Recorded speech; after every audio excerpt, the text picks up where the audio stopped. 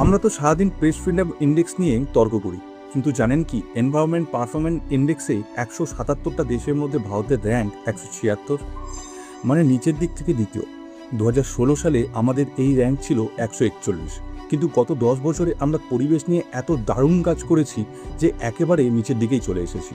আর এসবের কৃতিত্ব আমাদের রাজনীতিবিদদের, যারা পরিবেশের জন্য এত অসাধারণ কাজ করেছেন। এবার আপনারা বলবেন এনভায়রনমেন্ট পারফরমেন্স ইন্ডেক্স আবার কি? সহজে বলতে গেলে এই রিপোর্টে দেখা হয় কোন দেশ তার মানুষকে কতটা পরিষ্কার বাতাস, নিরাপদ পানীয় জল আর ভালো পরিবেশ দিতে পারছে। আর এটা তো আপনারও ভালোভাবে জানা যে ভারত এসবের ধারে কাছে নেই। আসলে এসব আমরা আশা করবই বা কীভাবে?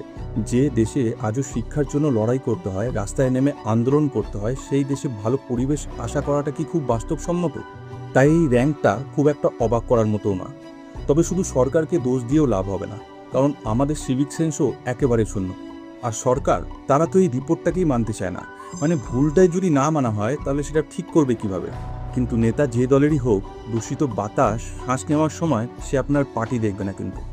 তাই যদি পরিবেশ নিয়ে আপনার সামান্য চিন্তা থাকে তাহলে এই ভিডিওটা শেয়ার করে দেবেন, কারণ এই লড়াইটা কোনো রাজনৈতিক দলের নয়, এটা আমাদের বেঁচে থাকার লড়াই।